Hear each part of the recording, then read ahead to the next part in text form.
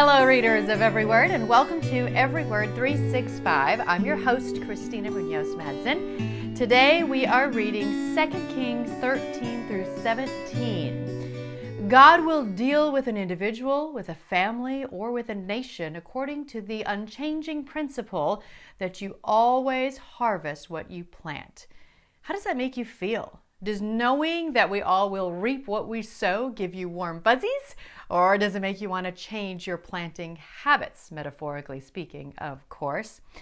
And that is in our My Daily Walk from today, the devotional that is in today's reading. There always seems to be a lot of talk about building walls in the news with regard to immigration. I'm not getting into that conversation here, but wall building has great significance in the Bible. And I would love for you to check out this info, especially if you're a history buff. It's pretty fascinating. This is on the walls of Jerusalem, and it is, of course, from gotquestions.org. So check that out if you have extra time. Do you feel like you've already read about King Jeroboam? If so, that's because you have. So good job for recognizing that and not thinking that you're crazy. A little over a century after Jeroboam's death, another king named Jeroboam ruled over Israel. King Jeroboam II came to power in 793 BC. He also did evil in the eyes of the Lord. However, the Lord granted Jeroboam II military victories against the Assyrians and used Jeroboam II to preserve his people. So, of course, I'm including a link from Got Questions to more on that. I once heard it said if the Bible were not true and simply made up, they would not have used so many similar names because it makes it confusing. So, yes, we have more than one Jeroboam that we talk about. Okay, pop quiz. How many kings have we read about so far? Just kidding. It's way too hard to keep track of. And truthfully, this mountaintop view that we're doing is not the time or place to do an in-depth study on all the kings, although I did find a great list from Got Questions that does list them all out. And so I'm including that link if you want to see them, because I'm the type of person that would love to keep track, and I'm thankful that someone else has already done that for us. And here's a great summary of 2 Kings that I want to share from Got Questions. Here's the brief summary. 2 Kings depicts the downfall of the divided kingdom. Prophets continue to warn the people that the judgment of God is at hand, but they will not repent. The kingdom of Israel is repeatedly ruled by wicked kings, and even though a few of Judah's kings are good, the majority of them lead the people away from worship of the Lord. These few good rulers, along with God's prophets, cannot stop the nation's decline.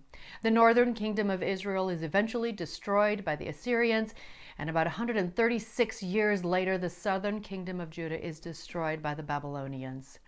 There are three prominent themes present in the book of 2 Kings. First, the Lord will judge his people when they disobey and turn their backs on him. The Israelites' unfaithfulness was reflected in the evil idolatry of the kings and resulted in God exercising his righteous wrath against their rebellion. Second, the word of the true prophets of God always comes to pass. Because the Lord always keeps his word, so too are the words of his prophets always true. Third, the Lord is faithful. He remembers his promise to David. And despite the disobedience of the people and the evil kings who ruled them, the Lord did not bring David's family to an end. And again, that is from a gotquestions.org link on the book of 2 Kings. And in those links, there's always a lot more information on the history of the book, some information about key verses, and of course, practical application. And sometimes I share that, sometimes I don't, but it's always a good resource for you to check out.